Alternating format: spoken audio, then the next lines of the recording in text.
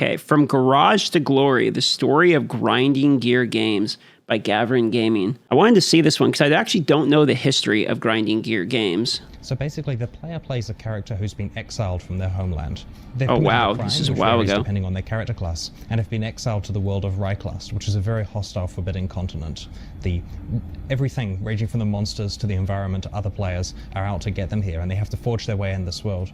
But we stress it isn't about the player saving the world. In this case, they're trying to save themselves and to gain tools that allow them to survive against the wilderness. Oh man, look at it back gamers, then. I'm Gav. This is the story of grinding gear Howdy, games Gav. and the creation of their amazing title, Path of Exile. From Chris Wilson's garage to where they are today, GGG's consistent communication and openness with the community regarding their development set a new standard in the space. A connection between the player and the developer that's unfortunately been lost over time in many genres and titles. They do right like by the Titan fans Quest. of their game and are constantly delivering fantastic content. Officially announced in 2010, Path of Exile has continued growing its dedicated player base year over year ever since. In this video, I'll start from the very beginning when the studio and game were first being established, all the way to the successful launch of their game in 2013. I won't be going over every patch or how the game has evolved over the years, but perhaps in a future video we can take a look at the patch-by-patch progression of the game. I'll list And it isn't until you see the old footage that you realize how much graphically the game has improved. off what I think are the top 3 major contributors to Path of Exile's long-term success.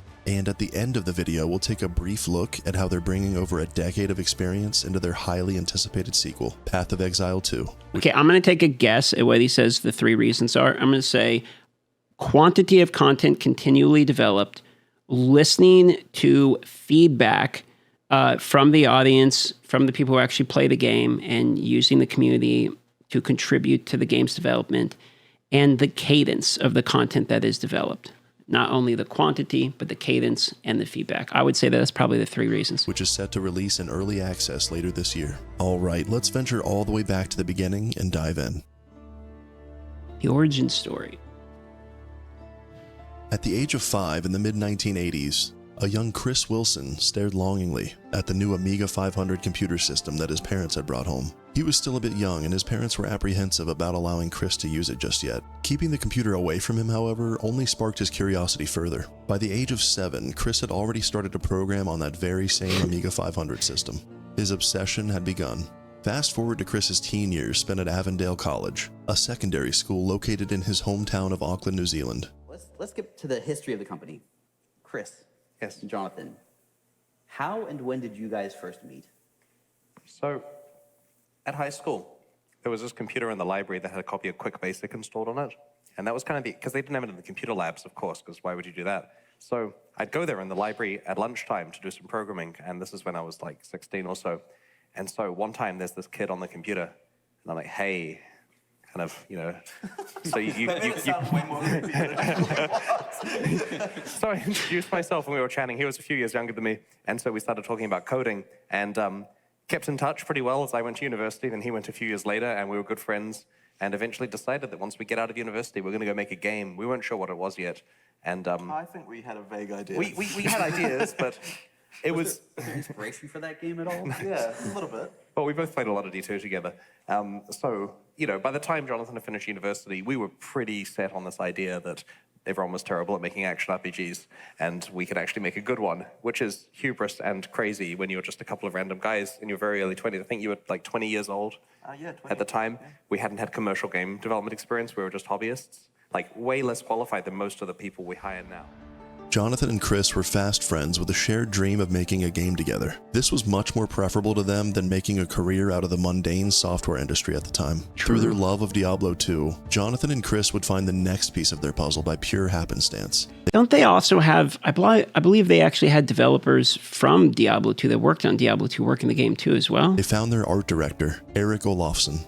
Eric, how and when did you join this ragtag couple of guys? Well, so first of all, I actually met Chris in a Diablo 2 strategy forum. So that would be maybe around year 2000 or so. So that was back in the day. It was harder to find out the best builds and so on. You didn't have streamers and everything back then. But then a few years after that, I got a random message where Chris was saying that him and Jonathan were thinking about, or like wanted to make a Diablo-like game, and that sounded amazing, I thought. So. Now, for context, you were living in Sweden at the time. Oh right? yeah, so I'm on the opposite side of the world. Yeah, literally about as far as you can go. I think we needed an artist, and we knew no one who's ever drawn anything in their lives. And Eric is an accomplished artist and has done a whole industrial design thing. He wrote a textbook that many universities use. Like he's up there. And so I said to him, "Where would we find a lead artist?" And he looked at plane tickets. The Trinity was formed. Chris Wilson with his vision for the next great ARPG to fill the gap they saw in the market and scratch that eternal Diablo 2 itch. Jonathan Rogers, who knew from a very young age that he wanted nothing more than to make video games, and you can tell when you talk to the dude too. Like I've done interviews with him, and the dude is extremely passionate about the games that he's making. Completely on board with the project. And last but not least, Eric Olofsson, the man behind the art and aesthetic of the game. Now what they needed was funding to make this vision a reality. Unfortunately, at the time in New Zealand, the games industry was still very underdeveloped, making investors and funding difficult to obtain. We're lucky to have rich friends, so they've been willing to invest some money in the project to see it to fruition. It's very difficult to get venture capitalists or angel investors interested, especially in online games. There's a mixture of fear and misunderstanding in the industry. That's where their fourth co-founder came in. That rich friend was none other than Brian Weissman. Weissman lives in the United States, and he privately funded the project's early development as its executive producer, believing in the vision that Chris Wilson and the others had brought forth. Dude, that's got to be what kind of friend is that? That is amazing. You have a friend that's just like, you know what? I believe in you. I will fund your business to do what you want. Was a pro Magic the Gathering player from 1994 to 1999. With a friend. For all you MTG fans out there, he invented the most well-known control deck in all of Magic history, simply known as the deck. No shit. I met Brian in the early 2000s because we both played online role-playing games, and at the time we were playing a game called Diablo 2, a very formative game, and that resulted in a close friendship which has endured to this day. And one interesting thing kept reappearing in our conversations over and over again. Could we in fact make a game that would be a worthy sequel to Diablo 2? Crazy idea. Chris Wilson has an absolutely insane Magic collection, and I'll have a video linked in the description for those interested. In the video, he shows off some of this collection of his, which contains some of the craziest Magic the Gathering misprints that I've ever seen. In late 2006, early 2007, the trio used Chris's garage as an office space. The first year, the guys did nothing but talk about the project and play. Dude, there really was a garage startup, huh?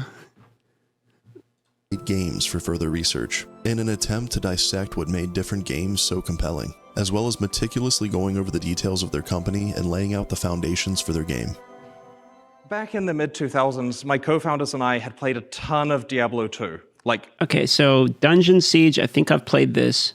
Diablo 2, definitely played it. OG Torchlight, I haven't played it. OG Titan Quest. What's interesting is this showed up on PlayStation Store for me. I was looking for a good co-op game to play with the girlfriend, and they started recommending this one. So I'm actually probably going to end up playing this off stream on the PlayStation. And Hellgate London. Never played Hellgate London, however. Thousands and thousands and thousands of hours. And as we, over time, tired of the game, we looked at other action RPGs that we wanted to try out. We tried out Dungeon Siege series and Titan Quest and so on. And we played those games too and enjoyed them, but only for dozens of hours rather than thousands of hours. And so this caused us to ask, why did we sink so much more time into Diablo 2? What was perfect? What made that game the best action RPG that had ever existed? And so we came up with a bunch of design pillars that we feel a perfect action RPG needs that some of the other games hadn't quite hit in all cases. Those design pillars are still used by Grinding Gear games today, albeit a bit more refined and expanded upon. Their unpaid research and development time that first year was well spent. Brian Weissman's funding... Wait, hold on. I want to look at these pillars. Those design pillars are still used by Grinding Gear games. Okay, so visceral action combat, randomly generated levels, randomly generated items, secure online economy, and deep character customization. Yeah, that's pretty good. Games today, albeit a bit more refined and expanded upon. Their unpaid research and development time that first year was well spent. Brian Weissman's funding aided in their ability to hire salaried workers and contractors, as well as rent out actual office space as the team grew. Their vision was starting to become a reality. How much money did this guy actually have? The co-founders had finally decided on a company name, Grinding Gear Games. The name had a hidden double meaning which they thought was clever, and it fit perfectly. Grinding Gear Games stood for both the visual representation of the gears grinding together as shown in their logo, but the name also exhibits the core gameplay loop of Path of Exile, which has you grinding gear, the best gear you can acquire.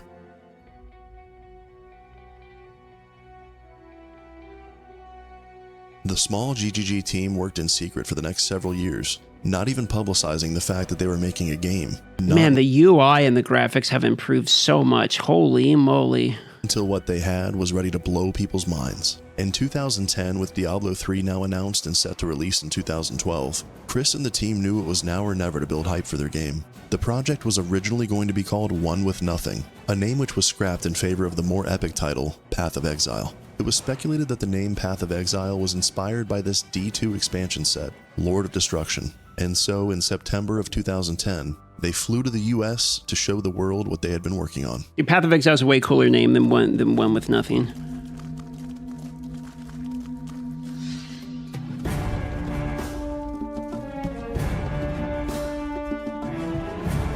I mean, this would have been a trailer that would get you hyped back in the day. Kind of simple, but dude, the ROAS, even back then, the ROAS.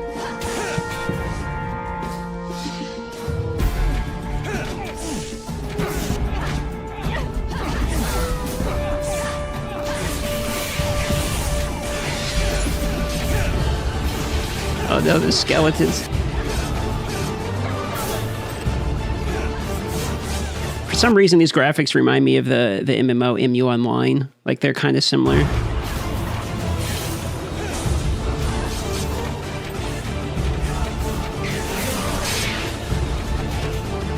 Game looks way worse. Holy moly, look how many zombies there. Okay. Grinding Gear Games and Path of Exile were completely unknown at the time, but the announcement of their game was a success. A dark fantasy action RPG, free to play online, randomly generated levels and items. This is in 2011. A dynamic skill system, visceral PvE and PvP combat. It was unique, and although not perfect, the game was well polished for its stage of development and scratched that Diablo 2 itch for many players. Path of Exile received coverage in major publications at the time, including PC Gamer, Inc. Gamers, IGN, and more. Alpha and closed beta for the game ran from 2010 to 2013, and the team had scaled up from the original 3 all the way to 18 employees and contractors, looking to see the project through. 18? Man, they were all still funded. So that guy was paying 18 salaries? Dude, this angel investor of a friend is an actual carry. The open beta was launched and the team was on top of the world. Things were going well for the indie developer, very well, achieving a peak of 70,000 concurrent users and nearly 2 million signups. Their initial growth was spectacular, but maintaining those players was the issue. As their small weekly patches shifted to large quarterly updates, they started to see a rise in returning and new players. These large content updates became known as challenge leagues, which would reset the economy and bring forth a ton of new content. Leagues and expansions allowed for both experimentation for future game mechanics, and also did its job in bringing players back fairly consistently every update. On October 23, 2013, Path of Exile was officially released.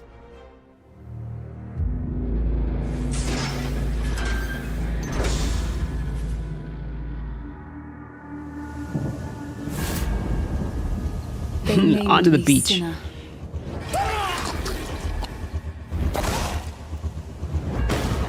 They stripped me of my life.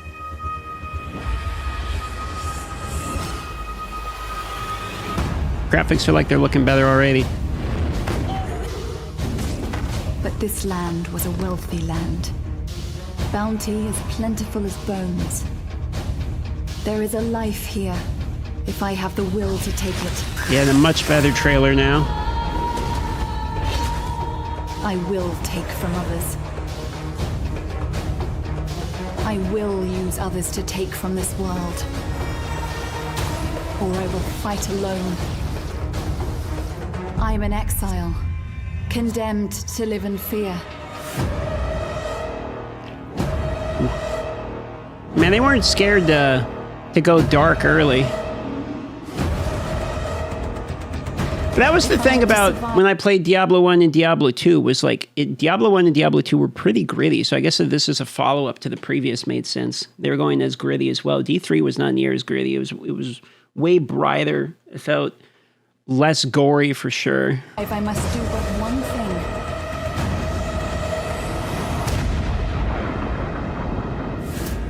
Conquer the beast within.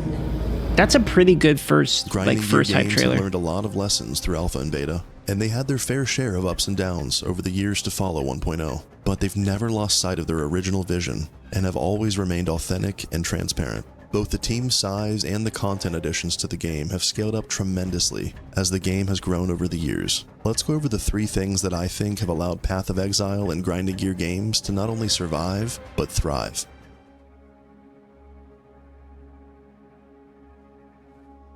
There are many more factors than the 3 that I'll be going over here, but I'm going to list off the top 3 things that I think have allowed the game to grow relatively consistently year over year. First up has to be their free-to-play business model. In 2006, when they were first laying out their foundational principles in Chris Wilson's garage, this one was near the top of their list. At the time of Path of Exile's inception, they would have been one of the first free-to-play Western games on the market. And you're using your own technology for the engine, correct? That's right, yeah. Right. It was written entirely in-house.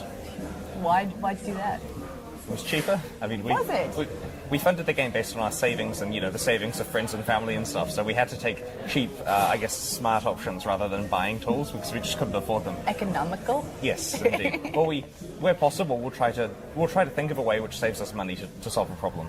Got it. And so why free to play in that case? Following up. When we started the project in 2006, there weren't any Western free games. It was popular in Asian markets. Games like MapleStory were doing really well. Mm-hmm. So we had this plan to be the first free-to-play game in Western markets. MapleStory was actually the first game I ever spent money in. I think MapleStory is basically a lot of people would say it was the horse armor, I suppose, but MapleStory I feel like was way ahead of its time in terms of microtransactions. Is the stuff you could do in that game was literally astounding. Like they would sell you cosmetics that were like rented. Like some of the cosmetics you could buy, you could either buy a permanent or like for a cheaper price, you rent it. And then you would have to like resubscribe your cosmetic. After 2 weeks or something, it would expire and you would have to buy it back. It was actually, some of the stuff they did was literally ridiculous. There was a scam too, where they would say they were selling you basically like a box that would have a certain amount of desirable things in it. And some of the most desirable things, there's a lawsuit over this, literally wasn't even in the box. Like MapleStory for sure had some of the most fucked up microtransactions like ever. I played a lot of that game. The thing is, MapleStory, it's a bummer because MapleStory is actually a good game. Like the music was good. I still listen to the music. The game itself was extremely fun. I kind of it was one of the only anime style, games I really liked it because I'm not really like a huge cartoonish, style enjoyer, but the graphics I actually liked that one back too. It's just kind of a bummer that one had so much in it. It was a pretty good game. Then it took 6 years to make the game.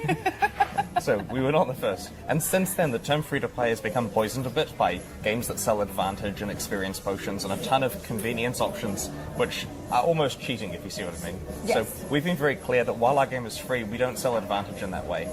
And so this is something our fans actually really appreciate. Ethical microtransactions. That's right, yes.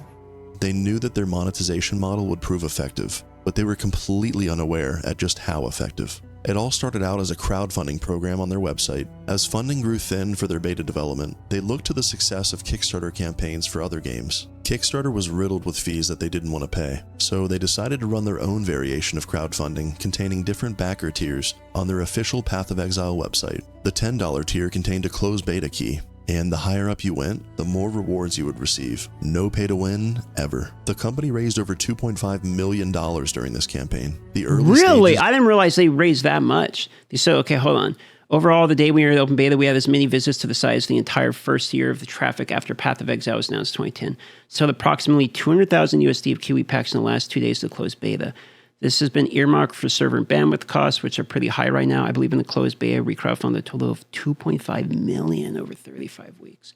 Though, of course, much of that has been spent on development costs. What They have would later 18 become employees. supporter packs. These packs would contain physical items from the developers, such as t-shirts, mouse pads, decor, art, and otherwise. They would also contain some pretty exclusive and amazing in-game cosmetics. To add on to that, you would receive the monetary value of that supporter pack as store points to spend on anything of your choosing. For instance, a $100 supporter pack contains all of the merchant cosmetics that are listed, as well as 1,000 in-game store points, which is the equivalent of the $100 that you just spent. This is a smart way to do it. That way you feel like you're not getting scammed because let's say you wanted the premium currency to buy something else because you don't really like the cosmetic from that supporter pack, but you still get like the hoodies and the art. I bought it just for the art. Like the higher tier ones, you get the art, they assigned it. So I have a whole pile of art. I got to find a place to put on the wall. email from them just because I'm a big fan of their game. And because it's free to play, you feel like I want to go support the devs. So you go spend more money than you would have on like a base game. Like I spent way more money than I would have on like a $60 game just because you're like, I want to support and I want the art and all that. So I feel like if you give people the option on how much they want to spend on the game, they're going to spend more than if you charge the price up front, as long as they like the game. They try very hard to cram value into these packs, and they seem to get better every year. By allowing everyone to try your full game out for free, those that stick around and receive hundreds of hours of enjoyment out of the game actually want to help with the funding of continued development. It's a direct incentive, especially when the content updates have done nothing but increase in size and quality over the years. This free-to-play model that they've kept the entire time has been pivotal to Grinding Gear Games' success in my eyes. Zero barrier to entry. The second success factor would have to be their leagues and overall content release cadence. Chris Wilson likes to attribute the realization of this lesson to his now good friend and infamous gamer, Criparian. The final story is one that I did not realize myself. I wish I was smart enough to think of this, but this actually came from Criparian, the awesome streamer who played a lot of Path of Exile at the time. And so Criparian and I were chatting on Skype, as I like to say that we did occasionally. And he said to me, you know what, Chris, I've got a lesson for you that really helped me with my streaming. He said, every day I will wake up and I'll stream at a reliable time. I'm there right at that moment. And I'm going to stream until a predictable time. And then I'm going to work on my highlights video and I'm going to post that at a predictable time. And then I'm back tomorrow doing exactly the same thing. And I'm going to try not to take days off. I'm just going to stream at these times.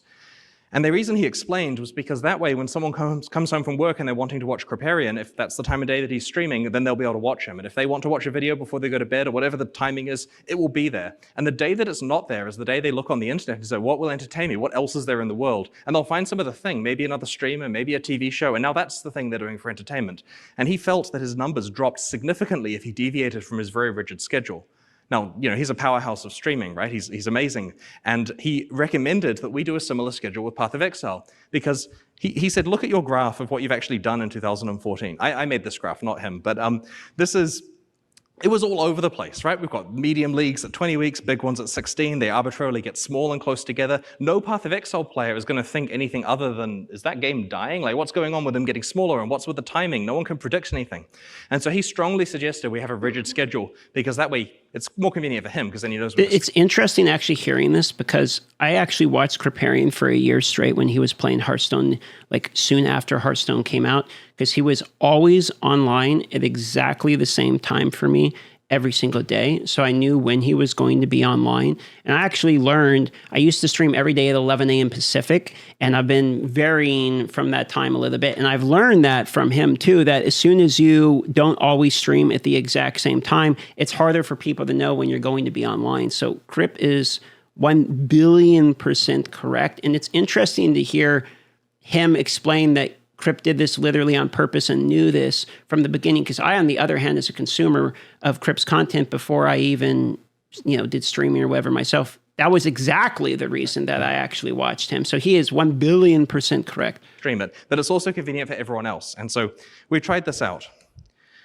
So this was our new schedule, the new era of leagues, as it's called. And so they're every 13 weeks. So this means exactly 4 of them fit into a year. That means that we know that they're going to be on the second weekend of the final month in each quarter or whatever we do. And this perfectly fits having one a few weeks before Christmas and a week before GDC and a week before E3. It just matches everything, and it's great. So we started doing this, and we were initially doing some pipelining. We work on a small one while working on a bigger one in the background. And then in the second part of the cycle, we release the big one and then repeat this. And that enabled us to experiment with scope and so on, because at this point, we still weren't 100% sure how large these had to be to have the correct effect. We were pretty sure 13 weeks, which is roughly 3 months, was the right amount of time. During this game development conference talk, Chris continues to explain how players quitting your game is inevitable. Their goal was to ensure that with this new content release cycle and predictable schedule, that the players that did stop playing for whatever the reason may be, would have a plan to return for the following league, and that they would know reliably when the following league would be released. This content cycle has been working out very well for both GGG and the players ever since. That's smart, yeah. And so when you look at it in the context of all of the Path of Exile history, you can see that we were clearly declining. There's no argument about that for the first few years, and then really clearly climbing.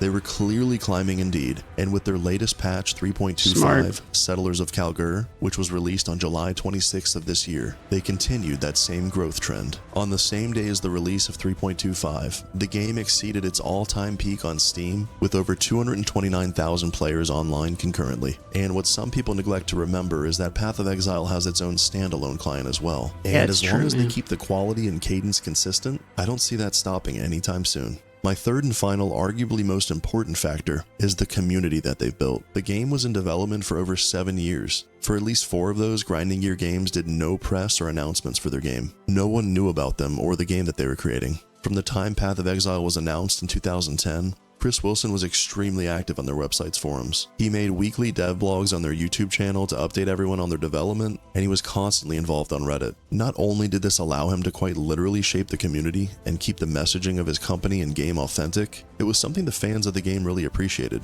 and Chris really enjoyed it too. Between constant news updates, announcements, and otherwise, Chris earned the trust and respect of the players. And in 2014, Chris said if they raised over $25,000 for the Child's Play charity, that he would shave his head for the community. They did just that, and it was time for him to ascend to his true form. I'm from Grinding Gear Games. Over the last that's couple how of it weeks, started? we raised over $25,000 for the Child's Play charity, and I promised I'd shave my head if we reached 25k, so let's go find a hairdresser, I guess. So that's such a wholesome story for why he does the bald look.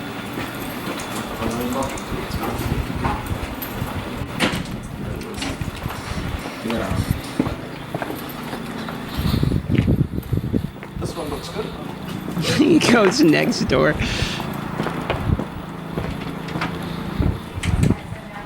Hello? Yep. He just goes next door. Yep. They were right next to a hairdresser? Or is this still their office and he's like, this is a meme? I can't tell if this is actually a hairdresser next This is door or not. simulating balding pretty well, right there. Looks good. He looks like he's mildly upset by having done. Well done. Good on you. Thank you very much. Alright, want to play some music back at the office? Yeah. I think. Okay. You got to film that part too. Yeah, I'll get the reaction. See you guys. They just walk. He walks next door back in the office.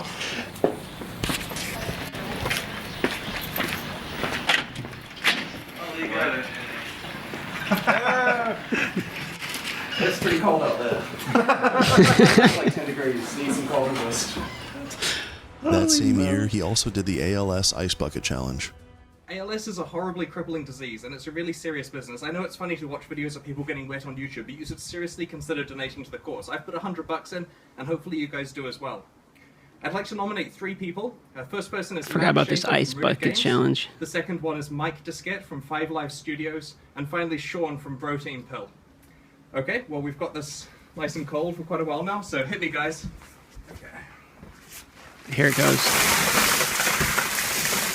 I need more cold resist.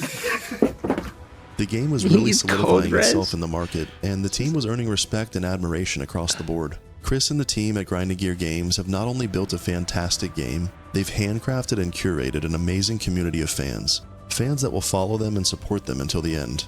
There are a million more factors I could mention, such as their highly unique and versatile skill system, their passive tree, whether that terrifies or delights you, maps, items, and all of their meta systems. And way more that I could list off and talk about, but I wanted to keep the length of this video relatively reasonable. I'd love to hear about what your favorite thing about Path of Exile is, and what keeps you coming back every league. If you'd be so kind to let me know down in the comments. Now let's wrap up this video and take a look at how Grinding Gear Games plan to carry forward this recipe for success in Path of Exile 2. Originally announced at ExileCon in 2019, Path of Exile 2 was meant to be a major content update to the original game. It was going to be the 4.0 patch. And we're really proud to finally reveal Path of Exile 4.0. 4.0, baby. The gods are dead. But left on their own, men will always seek to take their place. Criminals! Your sentence is to be hanged from the neck until dead. Let your souls be the first ones. This is such a cool way of doing character select in the beginning of the game. Like when we found this, when I found out at PoE 2 when I was doing that, this was actually the character select, because I didn't realize that this was actually the character select. I hadn't seen the 4.0 announcement or anything like that. I was very, very impressed with how this is. You actually select your character. You just do a lineup, and it's just thematically super cool, man. The only result is pain and death. Kill her! Get her.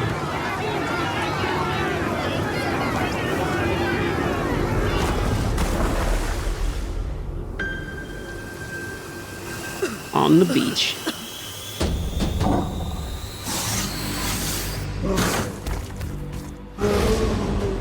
This vision has changed a bit since then. Here's a portion of the keynote from ExileCon 2023.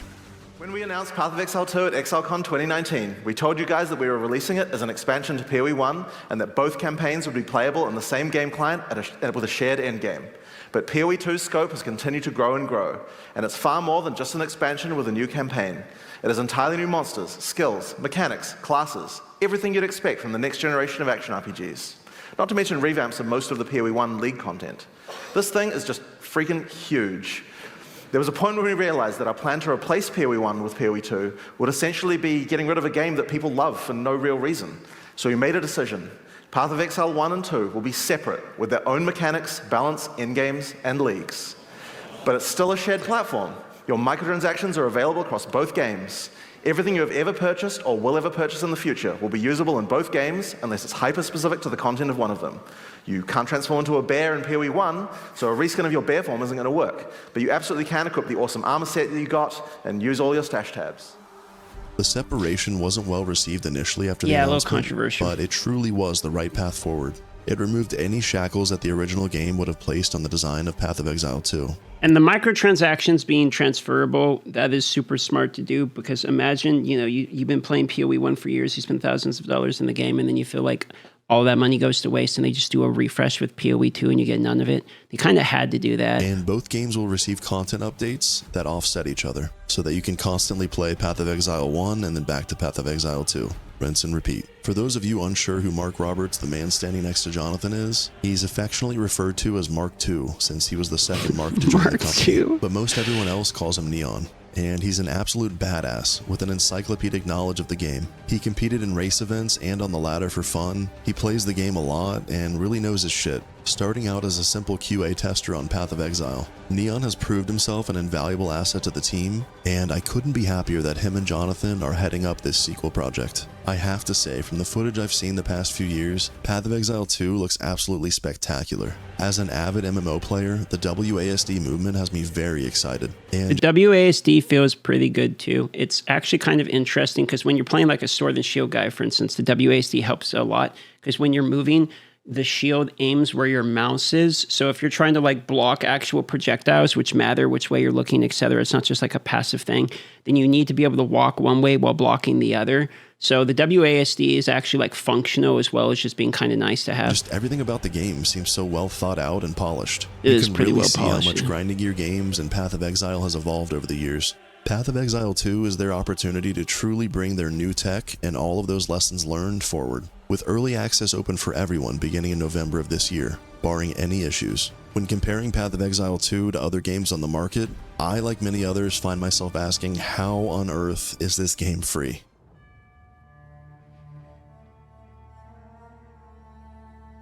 Grinding Gear Games has achieved the impossible. Their continued growth can be attributed to a lot of strategy and luck, but the amount of hard work and passion that has been poured into this company and game cannot be understated. I feel like the guy who did all that investing in the beginning, the friend, deserves so much credit. I mean, what a significant amount of trust you put into your buddies. I mean, maybe he had like what people call fuck you money, sure. But that doesn't mean it doesn't still cost a lot. Like if the guy's got a lot of money and he's investing in his friends that working out of the garage, like that's a sizable amount of trust. That's pretty dope. Personally began playing in Breach League myself and have returned off and on ever since. I absolutely can't wait for Path of Exile 2, and I'll definitely be covering it and maybe even the lore on this channel come November. Thank you so much for watching. What a fantastic video. As always, for those that made it this far into the video, I have a question for you, and I'll respond to everyone that takes the time to comment their thoughts. What feature in Path of Exile 2 has you most excited? For me, it has to be the silky smooth WASD movement that I mentioned earlier. Putting that in an already epic ARPG, I absolutely can't wait. Like the video if you liked it. Subscribe to my channel if you're looking forward to more reviews, documentaries, and more out of me. And I'll see you all in the next one. Farewell. Fantastic video. We'll copy that link and share that as well. Absolutely fantastic look into it. I didn't realize how much of that was a startup from a buddy, and that they actually straight up lived, or not lived, but like it was out of a garage. Like it really was a garage start.